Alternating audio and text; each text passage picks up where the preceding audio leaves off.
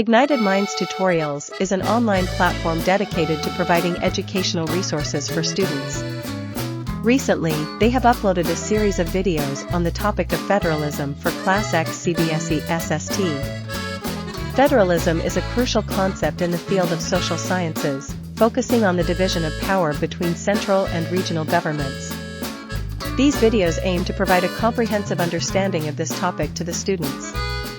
In these videos, the experts at Ignited Minds Tutorials explain the basic principles of federalism, such as the importance of a written constitution and the presence of two levels of government. They also discuss the advantages of federalism, including effective governance and protection of minority rights. Additionally, the videos shed light on how federalism works in the Indian context, highlighting the roles and responsibilities of the central government and the state governments. The tutorials provide in-depth knowledge through clear explanations, diagrams, and examples. The students can learn about different types of federalism, such as dual federalism and cooperative federalism. They also explore the challenges and debates associated with federalism, such as the issues of taxation and resource sharing. With these videos, Ignited Minds Tutorials aims to ignite the minds of Class X CBSE SST students, helping them grasp the intricacies of federalism through engaging and informative content. These resources will undoubtedly enhance their understanding and pave the way for academic success.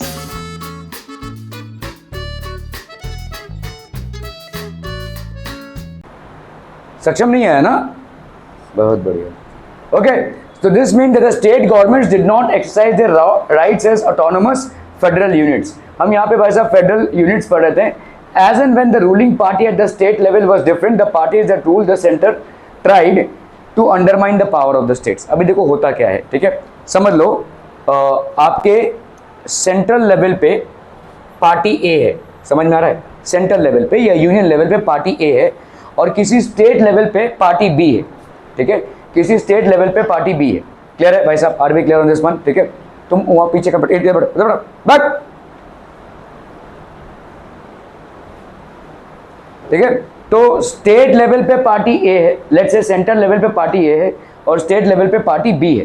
Clear है? समझ में आ रहा है भाई साहब ये? ठीक है. तो अभी क्या करेंगे भाई साहब? ये इसके साथ टसन करेगा, ये इसके साथ टसन करेगा, नहीं हम तुम्हारा ये काम नहीं होने देंगे, नहीं हम तुम्हारा, तो ये फ्रिक्शन क्रिएट होगा. नेचुरल सी बात है भाई साहब, ठीक है? नेचुरल सी बात है, ये होगा ही, ठीक है. So as and when the ruling party at the state level was different, जब जब ऐसा हुआ है कि रूलिंग पार्टी स्टेट लेवल पे डिफरेंट है, the parties rule at the center try to undermine the power of the states. तो जो भी सेंटर पे होगा वो भाई साहब इसके साथ खिंचाव तनाव में रहेगा, ठीक है? एग्रीमेंट्स नहीं होंगे, डिसएग्रीमेंट्स होंगे, ठीक है?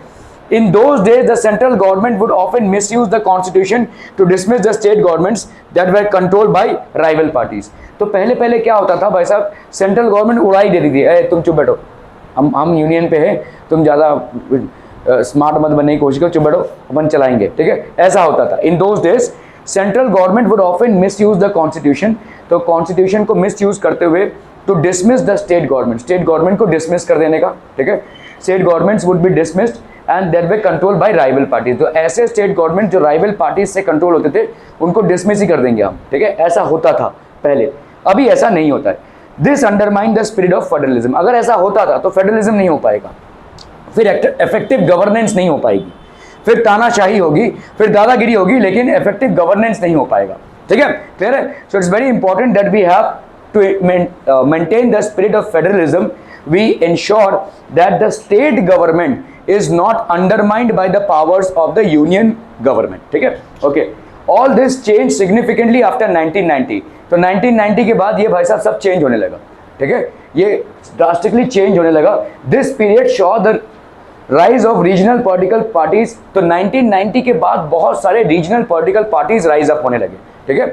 So all this changed significantly after 1990. 1990 के बाद ये फटाफट चेंज होने लगा.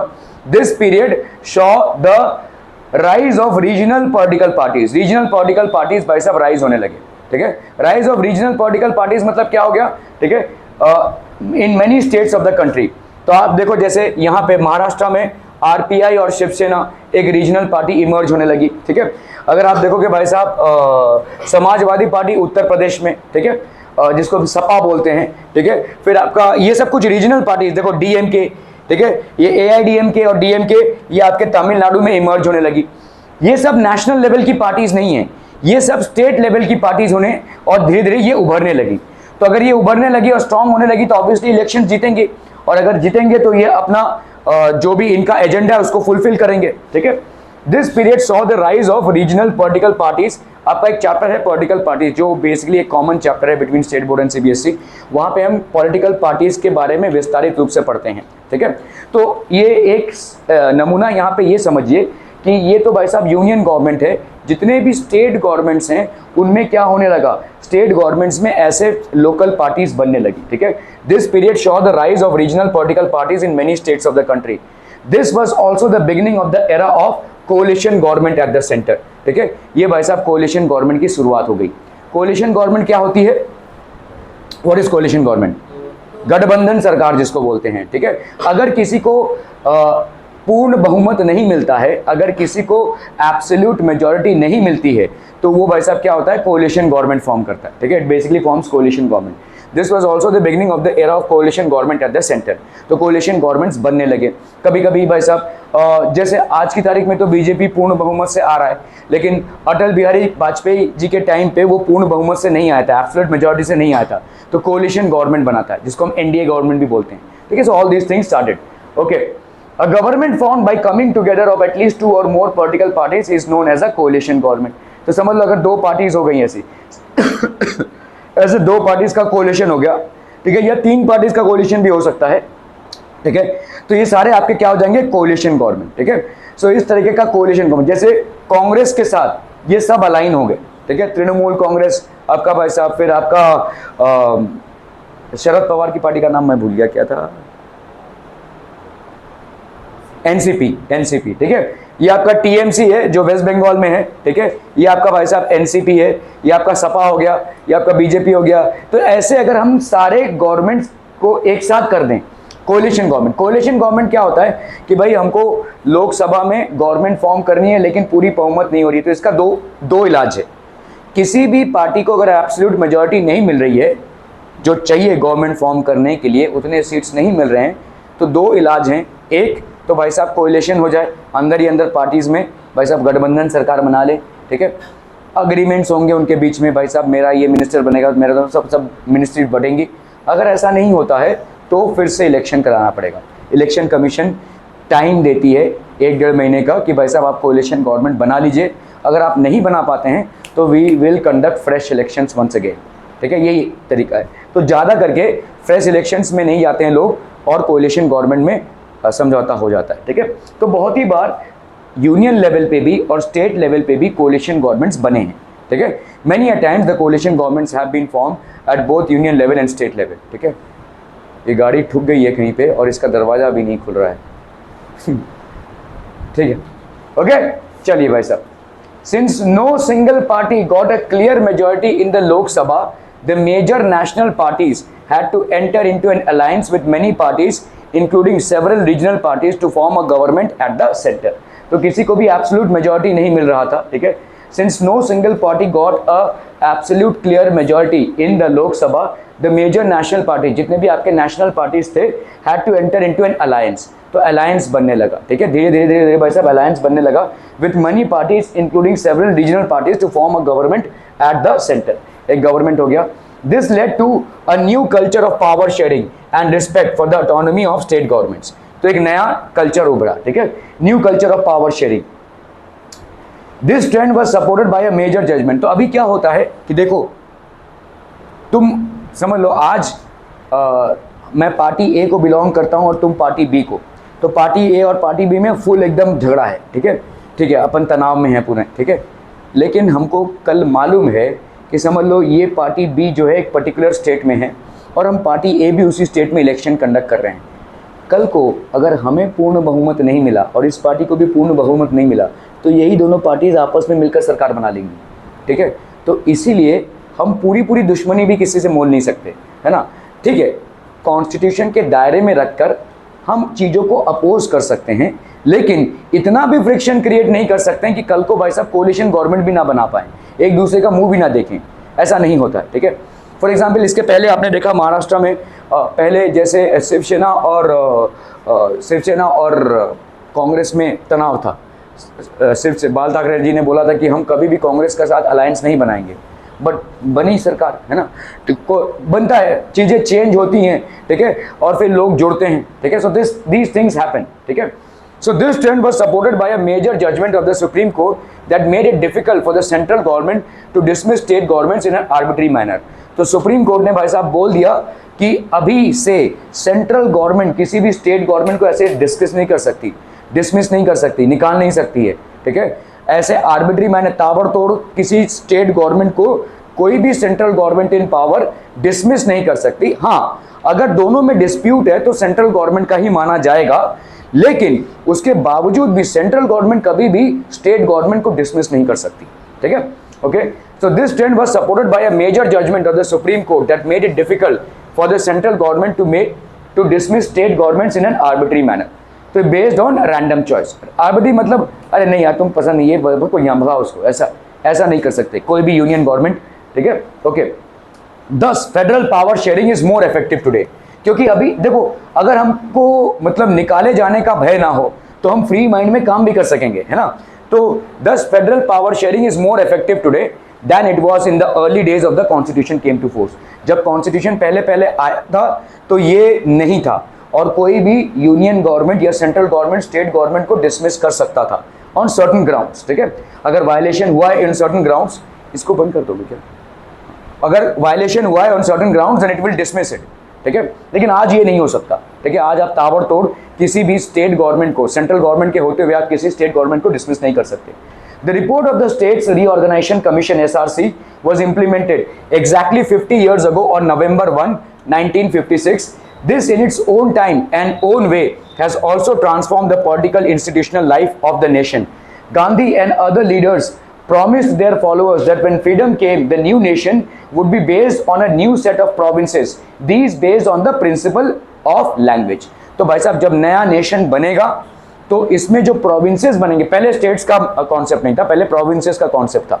तो जो प्रोविंसेस बनेगा मतलब इस देश का जब एक सही रूप, इसको बंटवारा नहीं बोलते हैं, इसको भाई साहब बोलेंगे कि हम देश को मतलब जैसे अगर आपका घर है कोई, ठीक है, आपके घर में भी वैसे समझ लो ये फ्लैट है, अभी फ्लैट में एक बाथरूम होगा, एक भाई साहब आपका किचन होगा, एक लिविंग रूम होगा।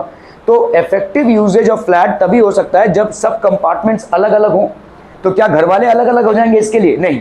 तो देश भी वैसा ही है, देश को ठीक से चलाने के लिए स्टेट्स में विभाजन होना जरूरी है ताकि इफेक्टिवली मैनेज हो सके, ठीक है। सो ये लिंग्विस्टिक सेपरेशन था। क्या ये समझ में आ रहा है? जैसे एक फ्लैट में आप अगर रहते हैं तो आपके प्रॉपर रूम्स प्रॉपर पर्पसेस के लिए होने चाहिए, लिविंग रूम, बेडरूम वगैरह जो भी है, ठीक है, किचन, बाथरूम, ये सब अलग अलग होना चाहिए, ठीक है। तो उसी तरह से एक देश को ठीक से चलाने के लिए स्टेट्स का होना जरूरी है, क्योंकि स्टेट्स जो है अलग अलग कल्चर से बने हुए हैं, अलग अलग लैंग्वेज से बने हुए हैं प्राइमरली। तो गांधी ने बोला देखो सारी चीज़ों को तो हम नहीं कंसिडर कर सकते, या उस टाइम के जितने भी पॉलिटिकल लीडर्स ने बोला कि भाई लाइफस्टाइल और भाई साहब सोच, इन सब चीज़ों से हमको मतलब नहीं है, हम जो प्राइमरी चीज़ को पकड़ सकते हैं वो है भाषा। और लगभग हर प्रांत में अलग अलग भाषाएं हैं, ठीक है। महाराष्ट्र में मराठी बोली जाती है, वेस्ट बंगाल में प्राइमरली बंगाली बोली जाती है, तमिलनाडु में तमिल बोला जाता है। तो let's divide it in this way, linguistic division होना चाहिए, ठीक है। और वही हुआ, ठीक है, और वही हुआ।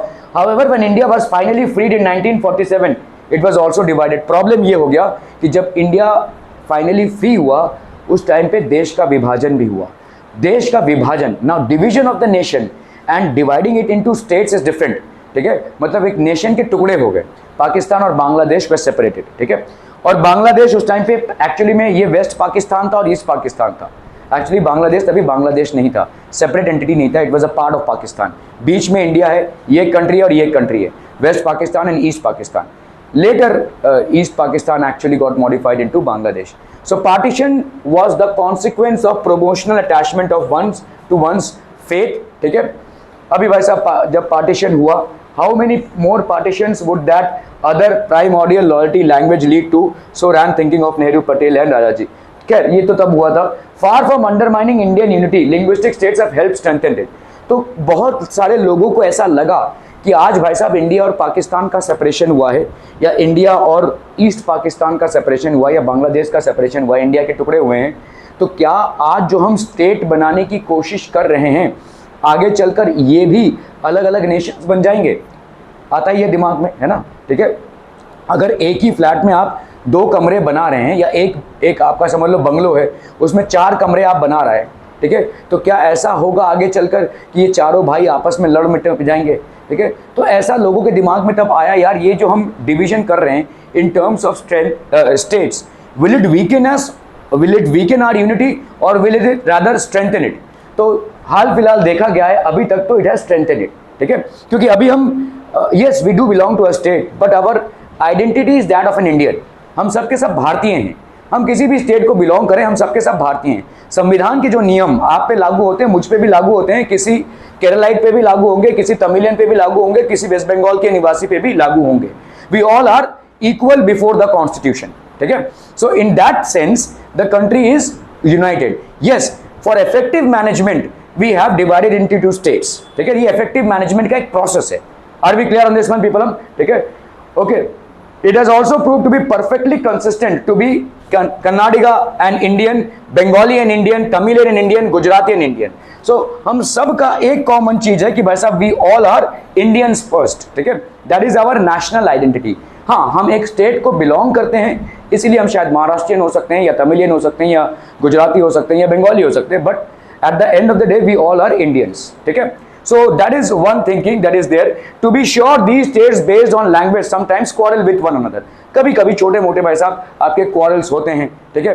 क्वारल्स कैसे भाई साहब? अच्छा तुम दिल्ली के हो, ठीक है, जैसे मुंबई और दिल्ली में एक छोटा सा फाइट है, ठीक है, या आप अलग अलग प्रांतों में थोड़ा थोड़ा फाइट रहता ही है, ठीक है। वेस्ट बंगाल और उड़ीसा में भी थोड़ा सा आपका कोल्ड फाइट है ना। तो ये सारे कोल्ड फाइट्स हैं, बट दैट डजंट मीन कि हम एक दूसरे के दुश्मन हैं। ये सब मतलब दैट्स एब्सोल्युटली फाइन, हो ही सकता है, जैसे क्लास में होता है वैसा बच्चों में वैसा ही है, ठीक है। There is no hostility towards one another, ठीक है, because at the end of the day we all are Indians, ठीक है। While these disputes are not pretty, they could in fact have been far verse.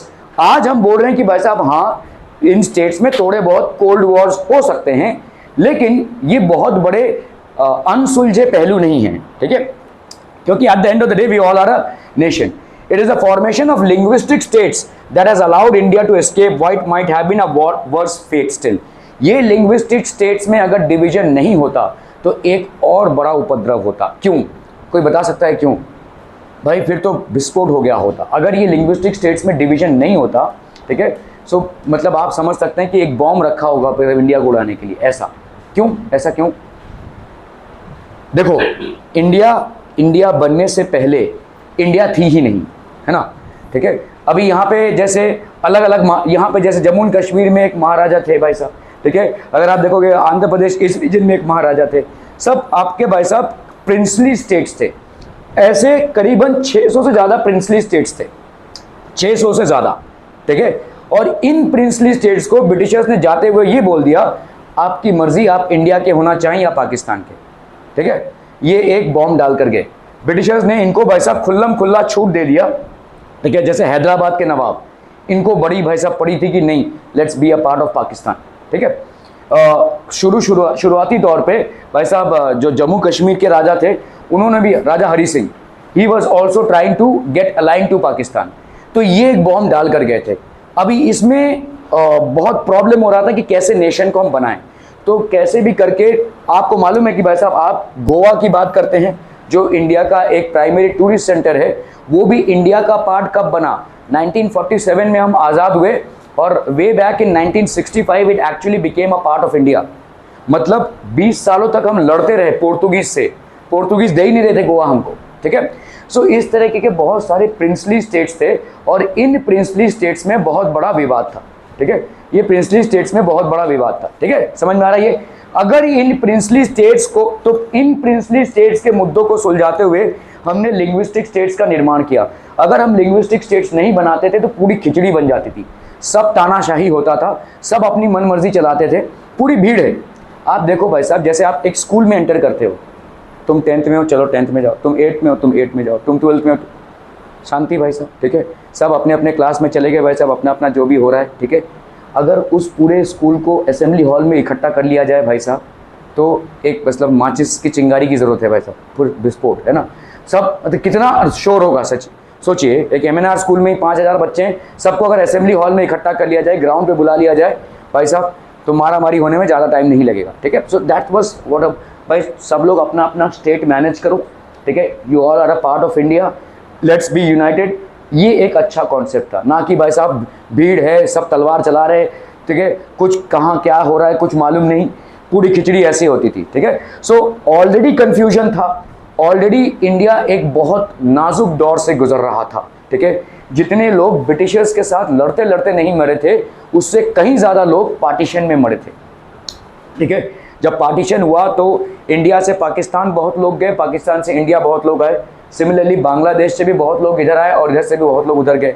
और इस दौरान काफ़ी सारे families बिछड़ गए, काफ़ी सारे फैमिलीज़ को मार दिया गया, बहुत टॉर्चर हुआ और मैसेकर हो रहा था उस टाइम पे, ठीक है। मतलब रास्तों पे लाशें पड़ी हुई थी, ऐसा था, ठीक है। लाशों को जलाने के लिए लकड़ियाँ नहीं थी, ठीक है। That was the sorry state of affairs. आप इंटरनेट पे जाकर देख सकते हैं, पार्टीशन में इंडिया के कुछ फ़ोटोज़ हैं and those are very gruesome photos, ठीक है। आपको एक पिक्चर मिलेगा कि किस तरीके की हालात थे। Millions have lost their lives, ठीक है। इस भाई साहब आपको क्या लगता है कि आज की तारीख में आप प्लेन से फट से आ जाएंगे एक देश से दूसरे देश में? उस टाइम पे ना लोगों के पास उतने पैसे थे, ना ही संसाधन थे। जब पाकिस्तान जैसे एक जगह से आप इंडिया आ रहे हैं तो बैलगाड़ी में आ रहे हैं, सोचिए। ट्रेन्स इतनी लदी हुई हैं कि भाई साहब जगह ही नहीं है, लटक लटक के लोग जा रहे हैं, ठीक है। और बैलगाड़ियों में जब आ रहे तो कितना बड़ा और लंबा जर्नी होगा ये, ठीक है। जब कोरोना पे ये कोरोना का टाइम था, तब आपने सुना था कि कुछ मज़दूर मतलब बिहार जा रहे हैं या यूपी जा रहे हैं बॉम्बे से होते हुए, और पैदल चल रहे हैं क्योंकि ट्रेन नहीं चल रहा है, ठीक है। इस मार्च को एक्चुअली पार्टीशन के मार्च के साथ कंपेयर किया गया था। Just in the time of partition when people from far off Pakistan were coming to India, ठीक है, बाई लेट्स से ये बैलगाड़ी ऐसे ऐसे चीज़ों से आ रहे थे, उसके साथ कंपेयर किया गया था, ठीक है। वो जिस तरीके का एक भयानक मार्च था, ये भी एक भयानक मार्च था, क्योंकि इसमें बहुत सारे लोग रास्तों में ही दम तोड़ चुके थे वाइल कमिंग ओनली। ये आप अगर देखोगे मुंबई में चेंबूर एक जगह है और चेंबूर कैंप एक जगह है। ये नाम कहाँ से आ रहा है? चेंबूर कैंप क्यों बोल रहे हैं हम? क्योंकि ये कैंप से ही विकसित हुआ है। उस टाइम पे मुंबई में हर बड़े बड़े शहरों में कैंप्स बनाए गए थे, क्योंकि ये जो इतने बड़े तादाद में लोग आए थे, इनको हम अचानक भयानक में घर तो नहीं दे सकते ना। तो जब तक घरें ना बने, जब तक इनको भाई साहब इनका कोई धंधा पानी इस्टेब्लिश ना हो, तब तक ये रहेंगे कहाँ? तब तक ये कैंप्स में रहते थे। दिल्ली में बहुत बड़े कैंप्स एरियाज थे, मुंबई में चेंबूर कैंप था, उसी चेंबूर कैंप से चेंबूर डेवलप हुआ है, ठीक है। So these were basically places where in they actually. तो इस टाइम पे ऑलरेडी भाई साहब पूरे देश में बड़ा मातम चल रहा था, पूरे देश में भाई साहब बहुत खून खराबा हो रहा था। उसमें अगर हमने इस तरीके के स्टेट्स को डिज़ाइन किया ताकि सब लोग भाई साहब अपना अपना पहले संभाल लो, अपने अपने घरों को पहले बचा लो, अपने अपने स्टेट्स को पहले बचा लो, फिर अपन देखेंगे क्या कर सकते हैं। So it was an immediate resolution as well as a permanent resolution, ठीक है, और कोई तरीका नहीं था, ठीक है। So, if the sentiments of the native speakers of Telugu, Marathi, etc. have all been disregarded, what we might have one language of 14 or 15 nations.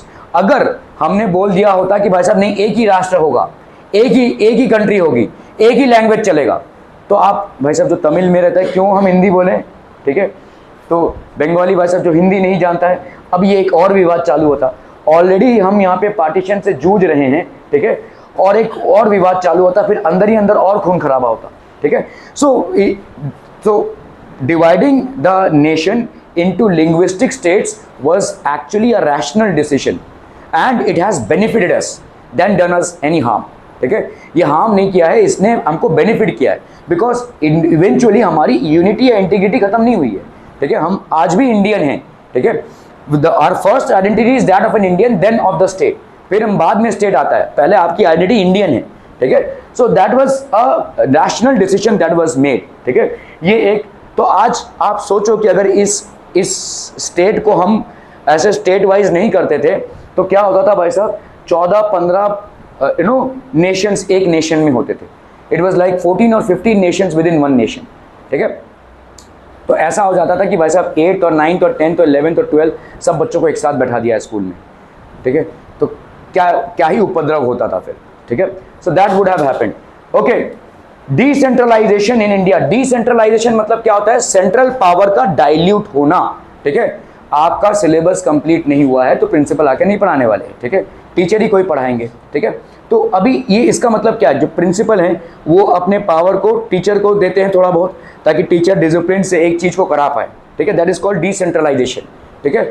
अगर किसी टीचर ने आपको डांटा तो आप ये तो नहीं बोलेंगे नहीं प्रिंसिपल को बुलाओ, प्रिंसिपल डांटेंगे तो ही हम सुनेंगे, नहीं, ठीक है। You will also consider the teacher as an authority to discipline you, right. तो इसी तरह से चलता है भाई साहब। तो अथॉरिटी आपकी भाई साहब डाइल्यूट होती है, ऐसा नहीं कि हर चीज के लिए आप प्रिंसिपल के पास दौड़ते होंगे, ठीक है। तो इसको हम बोलते हैं डिसेंट्रलाइजेशन, मतलब ये पावर जो है डिसेंट्रलाइज हो रहा है for effective management. Are we clear on this one people, ठीक है। सो आपका भाई साहब डिसेंट्रलाइजेशन, इलेक्शन कमीशन हुआ, we noted above that federal governments have 2 or more tiers of government. हमारे इंडिया में 3 टायर है गवर्नमेंट, ठीक है। We have so far discuss the 2 tiers of government in our country. एक हो गया भाई साहब यूनियन गवर्नमेंट और दूसरा क्या है, state government. So there are 2 tiers of the government, that is union government and state government, okay.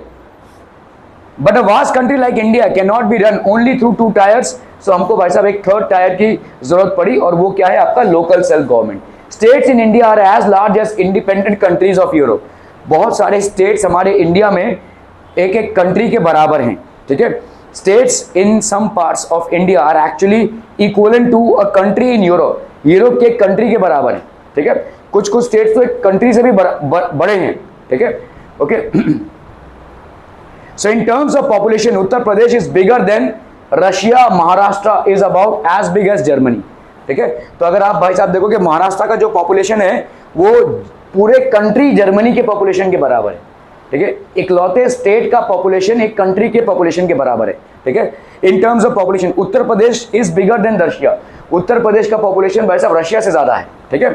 So these are things that are there. तो जितनी ज्यादा आबादी उतना ज्यादा मैनेजमेंट या इफेक्टिव मैनेजमेंट की जरूरत होगी, क्योंकि जितनी ज्यादा आबादी होगी उतनी ज्यादा प्रॉब्लम्स भी होंगे, ठीक है। जितनी ज्यादा आबादी होगी उतना ज्यादा प्रॉब्लम्स भी होंगे। इन प्रॉब्लम्स को इफेक्टिवली मैनेज करने के लिए हमको ये इफेक्टिव एक गवर्नमेंट की जरूरत पड़ेगी, और इसको हम बोलते हैं local self government, okay. Many of these states are internally very diverse, there is thus a need for power sharing within these states, ठीक है, okay. Federal power sharing in India, federal power sharing in India needs another tier of government below that of the state government, और इसको क्या बोलते हैं अपन, union government, sorry अपना local self government, ठीक है। तो आपका अगर शहरी इलाका है तो वो आपका किस टाइप का गवर्नमेंट हो जाएगा भाई साहब, म्यूनिसिपल कॉर्पोरेशन, और अगर एकदम ग्रामीण क्षेत्र है तो वो आपका विलेज पंचायत, ठीक है। ये आपको लोकल सेल्फ गवर्नमेंट बोलते हैं हम इसको, ठीक है, ओके। ये आपका कोई गया है यहाँ पे कि भाई साहब लोनावाला और माथेरान में दम तोड़ते हो, हैं? अरे मुंबई भाई साहब, आमची मुंबई, ओके। ये आपका मुंबई आपका BMC ऑफिस है basically. The moment you get down in Mumbai, आप छत्रपति शिवाजी स्टेशन से भी जा सकते हैं, और आपके मेन मुंबई फोर्ट से भी आप इसको जा सकते हैं, ठीक है। So this is basically the main office, आपका ऑफिस है। This is the rational for decentralisation of power. This result in the 3rd tier of government called local government, ठीक है। Federal power sharing in India needs another tier of government below that of the state government. This is the rational of decentralisation of power, ठीक है। तो आपका आया local self government, thus resulted a 3rd tier of government called the local government. अभी इस local government के 2 पहलू हैं।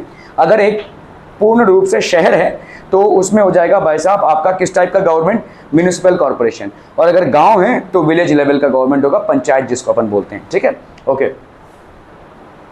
When power is taken away from central and state governments and given to local governments, it is called decentralization. taken away मतलब तुम्हारा power हम छीन ले रहे हैं, ऐसा नहीं है भाई साहब, तुम्हारे पास पावर है, लेकिन अभी लोकल लेवल पे जो प्रॉब्लम्स हैं वो तुम क्या ही सुलझाओगे और निपटाओगे।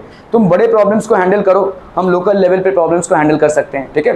तो ये आपको बोलते हैं decentralisation. This is known as decentralisation for effective management, ठीक है। तो central, state and then we have local governments. The basic idea behind decentralisation is that there are a large number of problems and issues which are best settled at local level. local level पे उनका समाधान ज़्यादा अच्छे तरीके से निकलेगा, ना कि नेशनल लेवल पे, ठीक है, या स्टेट लेवल पे। कुछ प्रॉब्लम्स हैं जो लोकल लेवल्स पे ही हम उसको ख़त्म कर सकते हैं। जैसे किसी रोड में पॉट होल्स हैं तो उस रोड का फिर से कंस्ट्रक्शन करवा दो। अभी ज़रूरी नहीं कि उस रोड पे हाईवे बना दो, है ना, हाईवे की ज़रूरत नहीं है, रोड ठीक ठाक है लेकिन कुछ पॉट होल्स हैं, बरसात में थोड़ा सा प्रॉब्लम, एक्सीडेंट हो सकता है, ठीक है, और हमारे लिए खतरा हो सकता है, तो माइट एज वेल भाई साहब थोड़ा सा उसमें काम करवा के उसको ठीक करवा दीजिए। ये लोकल लेवल पे ही खत्म हो जाएगा ये काम, ठीक है। उस पर भाई साहब अप्रूवल लेके हाईवे बनाने की कोई जरूरत नहीं है, ठीक है, यू डोंट नीड दैट, ठीक है। So some problems are there, in fact most of the problems can be sorted at the local level itself. Local level पे ही हम उन प्रॉब्लम्स को सॉर्ट आउट कर सकते हैं, ठीक है। तो इसीलिए एक लोकल लेवल पे गवर्नमेंट बनना जरूरी है, क्योंकि लोकल लेवल पे जो गवर्नमेंट बनेगा और उस पे जो निर्वाचित लोग होंगे उनको लोकल समस्याओं का ज्यादा मालूमात होगा। A person sitting in Delhi would not know the problems that you face when water supply is not there in your house. It's very obvious, right? अभी वाटर सप्लाई क्यों नहीं आ रहा है, इसका रीजन क्या है, या क्या पानी ही नहीं है, या पानी का मिस यूज हो रहा है, that is something that you will understand better, ठीक है। Okay, people have better knowledge of problems in their localities, they also have better ideas on where to spend money and how to manage things more efficiently. जो local लोग होते हैं उनको मालूम है कि भाई साहब कौन सा काम ज्यादा जरूरी है और कौन से एक काम करने से हमारे 5 प्रॉब्लम सॉल्व हो जाएंगे, ठीक है। ये लोकल लेवल पे ज्यादा, आपको भाई साहब अगर अपने घर से यहां तक आना है, आपको सारे शॉर्टकट्स मालूम होंगे, है ना। किसी दिल्ली से इंसान को वो मालूम होगा क्या, उसको नहीं मालूम। उसको भाई साहब पूरा वाशी घुमाकर तुम यहां तक पहुंचाओगे, उसको समझ में नहीं आएगा। उसको घुमा दिया भाई साहब पाम बीच रोड, ये घुमा घुमा के यहाँ पे लेकर आए, उसको कुछ समझ में नहीं आएगा, ठीक है। यू वुड बी अवेयर कि भाई अरे 2 मिनट का रास्ता था जिसको हम 1 घंटा घुमा कर लाए हैं, ठीक है। सो लोकल लोगों का जो प्रॉब्लम है वो लोकल लोग ज़्यादा समझेंगे, इसीलिए जो लोकल सेल्फ गवर्नमेंट होगी वो ज़्यादा जल्दी उस प्रॉब्लम को सॉल्व कर पाएगी, और उनको मालूम है कि भाई साहब यहाँ पे काम करो, 5 प्रॉब्लम तुम्हारे ऐसे ही सॉल्व हो जाएंगे, ठीक है। तो this is how it is. They also have better ideas on where to spend the money and how to manage things more efficiently. Besides, at a local level, it is possible for the people to directly participate in decision making. Local level में लोग भी अपना participate कर सकते हैं decision making में, क्योंकि उनका contribution important है, उनका knowledge भी important है, उनका expertise, उनका skill sets भी important है, ठीक है। Okay. This helps to inculcate a habit of democratic participation. Local government is the best way to realize one important principle of democracy, namely local self-government, ठीक है। The need for decentralization was recognized in our constitution.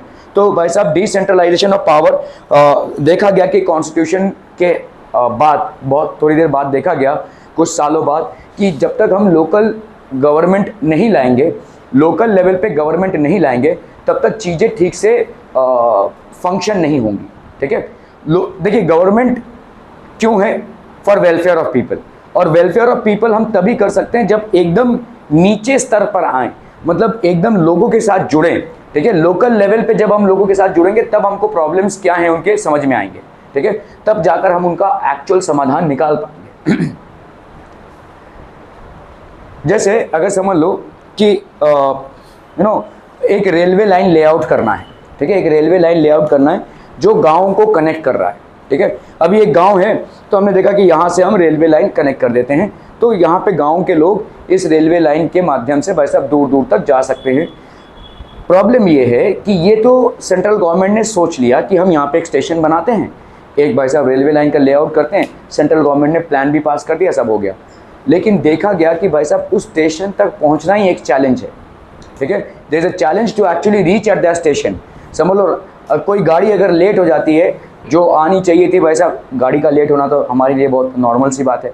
अगर समझ लो शाम के 4 बजे कोई गाड़ी late हो गई है और एक्चुअली में आ रही है भाई साहब रात के 2 बजे, तो इंसान क्या करेगा, इंसान स्टेशन पे बैठा है और स्टेशन में अगर कोई प्रोटेक्शन नहीं है तो कुछ भी हो सकता है।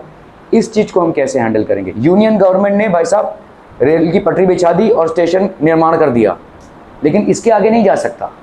समझ में आ रहा है कि भाई एक इंसान जिसको 4 बजे गाड़ी पकड़नी थी, अभी गाड़ी लेट हो गई है, चलो रेलवे लाइन भी है, प्लेटफॉर्म भी है, जो सुख सुविधाएं यूनियन गवर्नमेंट या सेंट्रल गवर्नमेंट पहुंचा सकती थी वो पहुंचा चुकी है, लेकिन अभी ये जो बंदा 2 बजे तक यहाँ पे बैठा है, क्या ही इसके लाइफ की सिक्योरिटी है। ऐसा कुछ भी हो सकता है इसके साथ, क्योंकि ये रास्ते पे ही तो है ऑलमोस्ट, ठीक है, स्टेशन में है लेकिन रास्ता ही तो है, वो लोकल जगह ही तो है। कोई भी आकर गुंडागर्दी करके उसके सामान को छीन कर लेकर गया, उसको मार कर गया, उसकी गारंटी कौन लेगा, ठीक है। तो इसीलिए लोकल ने, स्टेशन मास्टर का जॉब नहीं है, स्टेशन मास्टर का जॉब है स्टेशन को संभालना, गाड़ियों का आवन जावन देखना, स्टेशन में अनाउंसमेंट करना, ये सब स्टेशन मास्टर का जॉब है। एक्चुअली में वहाँ की पुलिस, वहाँ का जीआरपी, ये सब इन्वॉल्व हो जाता है, तो वहाँ का एडमिनिस्ट्रेशन इन्वॉल्व हो जाता है, ठीक है। तो ये आपके लोकल लेवल पे ही संभव है, this is only possible at the local level. क्या ये समझ में आ रहा है, ठीक है। इफेक्टिव है, इसीलिए जो आप देखते हो जो पुलिस वगैरह, जिनको पुलिस जो होती है वो ज़्यादा करके आप देखोगे पुलिस स्टेशन में जितने भी पुलिस वाले हैं वो सबके सब मराठी हैं, ठीक है, क्योंकि वो महाराष्ट्र को मैनेज कर रहे हैं। तो महाराष्ट्र में लोकल भाषा जानना ज़रूरी है उनको, to understand and resolve local problems they need to know the local language first, ठीक है। तो ये एक चीज़ है जिसको, तो इसीलिए there have been several attempts to decentralise power to the villages and towns. तो आपके जितने भी विलेजेस और टाउन्स हैं वहाँ पे डिसेंट्रलाइज जब तक नहीं होगा पावर, तब तक इफेक्टिव मैनेजमेंट नहीं हो सकता है और तब तक प्रॉब्लम्स आपके धरे के धरे रह जाएंगे, ठीक है। Since then there have been several attempts to तो टाउन्स में भी और विलेजेस में भी ये अटेम्प्ट किए गए हैं कि डिसेंट्रलाइजेशन हो। Panchayat in villages and municipalities in urban areas way setup in all the states, ठीक है। तो आपके विलेजेस में क्या सेटअप हुआ भाई साहब, पंचायत, ठीक है। ये आपके विलेज पंचायत होते हैं, इन पे भी निर्वाचन होता है, इनका भी भाई साहब चुनाव होता है। विलेज के मुखिया वगैरह सब मिलकर इस इलेक्शन में पार्टिसिपेट करते हैं। एंड म्यूनिसिपैलिटीज, तो म्यूनिसिपल कॉर्पोरेशंस होते हैं अर्बन एरियाज में, जो शहरी एरियाज हैं वहाँ पे म्यूनिसिपल कॉर्पोरेशंस होते हैं, ठीक है। वे setup in all the states, ठीक है, सारे स्टेट्स में भाई साहब ये सेटअप हुआ। But these were directly under the control of state government, ये आपके स्टेट गवर्नमेंट के कंट्रोल में थे। Elections to these local governments were not held regularly, ये जितने भी लोकल गवर्नमेंट के इलेक्शन है ये स्टेट गवर्नमेंट बोलिए भाई साहब कहाँ खर्चा करें हम, ठीक है, ठीक है, ठीक है, बन गया ना गवर्नमेंट, ठीक है, देख लेंगे, ठीक है। तो इसीलिए ये एक प्रोसेस रुक रहा था, ठीक है। Local government did not have any powers और resources of their own, thus they were very little decentralisation in effective terms. So कहने को तो एक लोकल गवर्नमेंट बन चुकी थी, लेकिन उसका कार्य जो था वो बहुत लिमिटेड था, उसका स्कोप बहुत लिमिटेड था। Because first of all the people who were appointed were not getting elected in elections that were getting conducted regularly and fairly as well, ठीक है। A major step towards decentralization was taken in 1992. The constitution was amended to make the third tier of democracy more powerful and effective. तो एक भाई साहब नियम लागू किया गया और एक चेंज लाया गया कॉन्स्टिट्यूशन में इन 1992, ताकि आपके लोकल गवर्नमेंट को या थर्ड टायर को ज़्यादा पावर मिले, ठीक है, डिसेंट्रलाइजेशन ज़्यादा इफेक्टिवली हो पाए, स्टेट गवर्नमेंट, यूनियन गवर्नमेंट और local government. Now it is constitutionally mandatory to hold regular elections to local government bodies. Seats are reserved in the elected bodies and executive heads of these institutions for the scheduled caste, scheduled tribes and other backward classes. तो यहाँ पे seats आपके reserved हैं, किसके किसके लिए भाई साहब, scheduled caste, scheduled tribes and other backward classes के लिए ये सीट्स रिजर्व्ड हैं आपके, ठीक है। ओके, सो 14.9%, 7 तो ये आपके at least 1/3 of all positions are reserved for women, ठीक है। An independent institution called the State Election Commission has been created in each state to conduct panchayat and municipal elections. तो हमारा जो चीफ इलेक्शन कमीशन होता है वो नहीं, एक और independent state election commission appoint हुआ है जो ये सारे म्यूनिसिपल इलेक्शंस और पंचायत इलेक्शंस का पूरा निरीक्षण करता है, ठीक है, इसको कंडक्ट करवाता है फेयरली। ओके, सो पंचायत के चुनाव होते हैं और the state governments are required to share some powers and revenue with local government bodies. तो स्टेट गवर्नमेंट जो होती है उनको भाई साहब अपना कुछ रेवेन्यू एज वेल एज कुछ पावर इनके साथ शेयर करना पड़ता है ताकि इफेक्टिव गवर्नेंस हो, ठीक है। ओके, तो some amount of revenue as well as some amount of power by the state government has to be shared with the local government. Okay, the nature of sharing varies from state to state, अलग अलग state में। Rural local government is popularly known by the name of Panchayati Raj. इसको अपन क्या बोलते हैं भाई साहब, पंचायती राज। तो गांव के जितने भी मसले हैं वो पंचायती राज में सुलझते हैं, ठीक है, they are basically taken care of in Panchayati Raj. Each village और a group of villages in some states has a gram panchayat. This is a council consisting of several ward members, इसमें बहुत सारे वार्ड मेंबर्स होते हैं, often called as punch and a president who is known as sarpanch. तो इसको अपन सरपंच बोलते हैं, पंच बोलते हैं, ठीक है। Okay, they are directly elected by all the adult population living in that ward और विलेज। तो इनको कौन इलेक्ट करता है भाई साहब, जो भी एडल्ट पॉपुलेशन होता है, they are directly elected by all adult population living in that ward और विलेज। सारे एडल्ट पॉपुलेशन इनका इलेक्शन करते हैं। It is the decision making body of the entire village, ठीक है। The panchayat works under the overall supervision of the gram sabha. तो पूरे ग्राम सभा के अंडर में ये काम करते हैं, ठीक है। All the voters in the village are its members, जितने भी आपके वोटर्स होते हैं वो उसके मेंबर्स होते हैं। It has to meet at least twice और thrice in a year to approve the annual budget of the gram panchayat and to review the performance of the gram panchayat. तो 2 से 3 बार इनकी मीटिंग होनी जरूरी है, ठीक है, to approve annual budget and review the performance of gram panchayat, ठीक है। The local government structure goes right up to the district level. भाई साहब डिस्ट्रिक्ट लेवल तक जाता है, लोकल गवर्नमेंट का जो स्ट्रक्चर है वो डिस्ट्रिक्ट लेवल तक जाता है। A few gram panchayat are grouped together to form what is usually called the panchayat samiti और ब्लॉक और मंडल। तो आपका भाई साहब एक पंचायत समिति बनता है, ठीक है, जिसको मंडल भी बोलते हैं। The members of this representative body are elected by all the panchayat members in that area, ठीक है। ऑल द पंचायत समितिज और mandals in a district together constitute a zila parishad. तो ये जिला परिषद बनता है, ठीक है। एक पर्टिकुलर डिस्ट्रिक्ट में बहुत सारे गांव होते हैं, एक डिस्ट्रिक्ट है उसके एसोसिएटेड बहुत सारे गांव होते हैं, ठीक है। ऑल द पंचायत समितिज और मंडल, जितने भी पंचायत समिति और मंडल हैं, ठीक है, वो सब मिलाकर एक जिला के अंदर, एक डिस्ट्रिक्ट के अंदर वो क्या बनाते हैं, जिला परिषद बनाते हैं, ठीक है। सो ऑल द पंचायत समितिज, जितने भी गांव खेड़े उस जिला में आते हैं, ठीक है, ऑल द पंचायत समितिज और mandals in a district together constitute the district zila parishad, ये जिला परिषद बनाते हैं, ठीक है। Most members of the zila परिषद आर इलेक्टेड, ठीक है। Members of the Lok Sabha and MLAs of that district and some other officials of the other district level bodies are also its members. Zila parishad chairperson is the political head of the zila parishad. जो इसके chairman होते हैं, ठीक है, वो भाई साहब जिला परिषद के पॉलिटिकल हेड हैं, ठीक है, political head of the zila parishad. Similarly local government bodies exist for urban areas as well. ये तो हो गया आपका भाई साहब रूरल एरियाज का मैनेजमेंट। इसी तरह से अर्बन या शहरी एरियाज का भी एक टाइप का मैनेजमेंट होता है। तो जितने भी लोकल गवर्नमेंट बॉडीज होते हैं they exist for urban areas as well, urban areas के लिए भी एग्जिस्ट करते हैं। Municipalities are set up in towns, big cities are constituted into municipal corporations. Both municipalities and municipal corporations are controlled by elected bodies consisting of people's representatives, ठीक है, लोग इनका चुनाव करते हैं, ठीक है। Municipal chairperson is the political head of the municipality. एक मिनट में आया सर।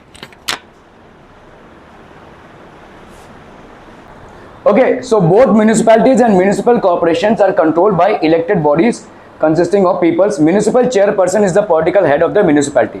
तो हमारा जैसे अर्बन एरियाज में म्यूनिसिपल कॉर्पोरेशंस होते हैं और इनका जो हेड होता है वो पॉलिटिकल हेड होता है किसका, म्यूनिसिपैलिटी का, पूरे म्यूनिसिपैलिटी का, ठीक है।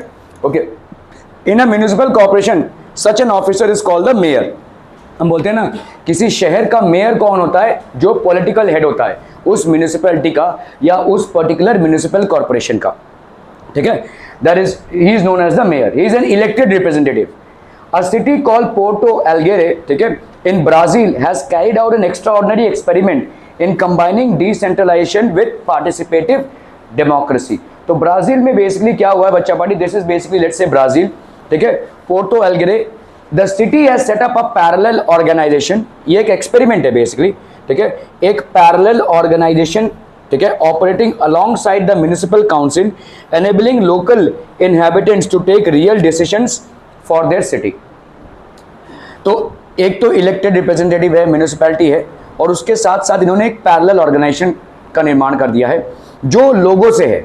तो लोग इन प्रॉब्लम्स को आइडेंटिफाई करते हैं, लोग इन प्रॉब्लम्स के सोल्यूशंस भी निकालते हैं और हो सके तो इनसे फंडिंग लेकर उसको रिजॉल्व भी कर देते हैं, ठीक है। तो आपको ग्रास रूट में नहीं जाना पड़ रहा है, ठीक है, एकदम ग्राउंड लेवल पर जाकर काम नहीं करना पड़ रहा है, ठीक है।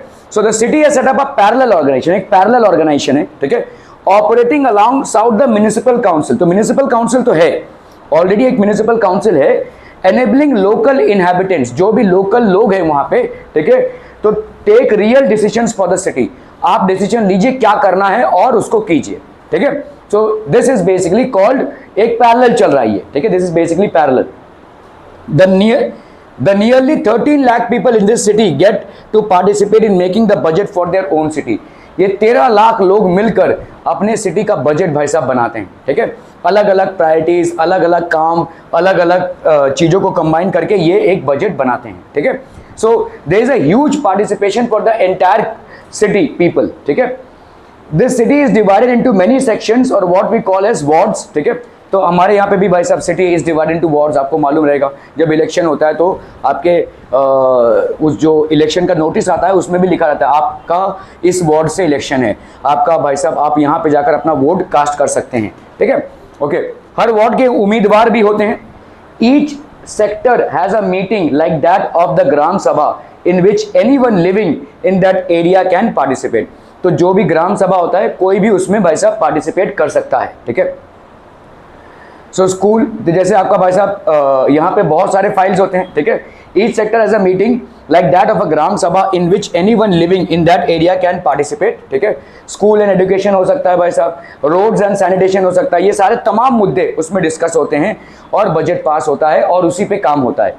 There are some meetings to discuss issues that affect the entire city.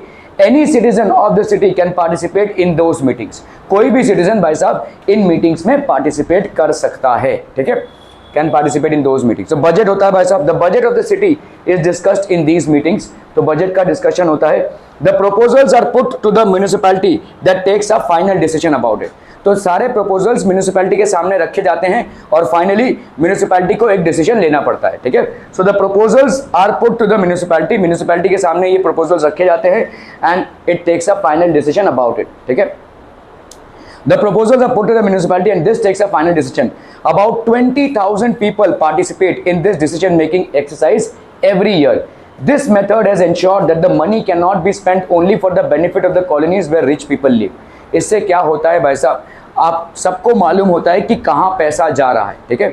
So the money is just not spent in benefiting the rich people, the money is diverted in benefiting the poor people as well, ठीक है।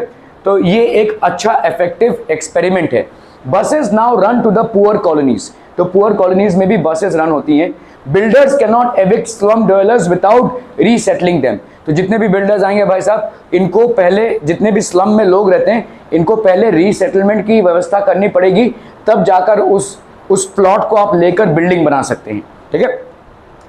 तो ये सारी चीजें हैं जो port एल्गेरे में हो रही है। In our own country a similar experiment has taken place in some areas in Kerala. कहीं कहीं पे केरला में इस चीज को कॉपी किया जा रहा है या इस चीज को लाने की कोशिश की जा रही है, ठीक है, कि एक पैरेलल सा गवर्नमेंट चले जहां पे लोगों का एक्टिव पार्टिसिपेशन हो, जहां पे उस प्रोविंस के लोग या उस जगह के लोग एक्टिवली पार्टिसिपेट करके आपका भाई साहब बजट डिसाइड करें और वो काम जो जरूरी है उसको करें, ठीक है।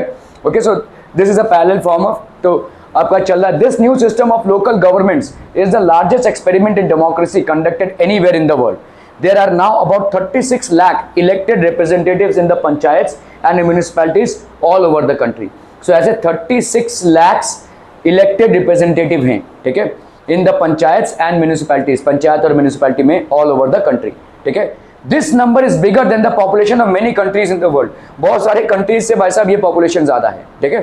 36 lakhs हमारे वहाँ पे इलेक्टेड रिप्रेजेंटेटिव्स हैं, कुछ जगहों का जो पॉपुलेशन है उससे भी ज्यादा, ठीक है। There are many countries which have a population of less than 36 lakhs। जितना हमारे यहाँ पे म्यूनिसिपल लेवल पे इलेक्शन के जितने इलेक्टेड मेंबर्स होते हैं उससे भी कम किसी किसी राज्य में पॉपुलेशन है। Constitutional status for local government has help to deepen democracy in our country. तो ये जो हमने कॉन्स्टिट्यूशनल पावर दिया हुआ है थर्ड टायर ऑफ गवर्नमेंट को, इससे भाई साहब क्या फ़ायदा हुआ है, ठीक है। इससे फ़ायदा यह हुआ कि इनके पावर मिलने के बाद ये काम ज़्यादा कर पा रहे हैं, लोगों का बेनिफिट ज़्यादा हो पा रहा है और पूरी सोसाइटी का एक लाइफस्टाइल में इंप्रूवमेंट हो पा रहा है, ठीक है। Okay, so that is there.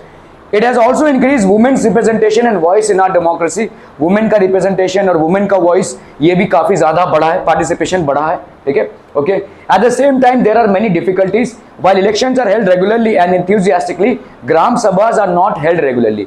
ये जो ग्राम सभा की मीटिंग्स होती हैं ये रेगुलरली हेल्ड नहीं हो रही है, ठीक है। मीटिंग्स होना बहुत ज़रूरी है क्योंकि जितने मीटिंग्स होंगे उतने मुद्दों का डिस्कशन होगा और उतने ही उन मुद्दों को रिजॉल्व करने का अटेम्प्ट भी लिया जाएगा। लेकिन फिलहाल देखा जा रहा है कि चलिए इलेक्शन में तो सब लोग पार्टिसिपेट करते हैं काफ़ी ज़ोर शोर से, लेकिन जब बात आती है मीटिंग अटेंड करके प्रॉब्लम्स को रिजॉल्व करने की, उसमें भाई साहब पार्टिसिपेशन उतना ज़ोरों शोर से नहीं दिख रहा है, ठीक है। तो that is one challenge that is happening. Okay, most state governments have not transferred significant powers to local governments. कुछ स्टेट गवर्नमेंट ऐसे हैं जिन्होंने अपने पास ही सारा पावर रखा है और लोकल गवर्नमेंट्स पे ज़्यादा पावर मतलब दिया नहीं है, ठीक है। They have not given much of the power और share their power, not do they have adequate resources, इनके पास पूरे रिसोर्सेज भी नहीं है। We are thus still a long way away from realizing the idea of self government. तो पूरा self government होना अभी थोड़ा से हम इससे दूर हैं, ठीक है। We are still very far away from realizing the ideal of self government, ठीक है। So this was about the chapter people. Any questions that you have about the chapter? 3 tier form of government, आपके क्या क्या government होते हैं, उसके क्या क्या रूल्स रेगुलेशंस होते हैं, any questions to this? No questions? बहुत बढ़िया भाई साहब, सब समझ में आ गया है। वेरी गुड, वेरी नाइस, बहुत इंटेलिजेंट बच्चे लोग हैं, सीखो कुछ इनसे।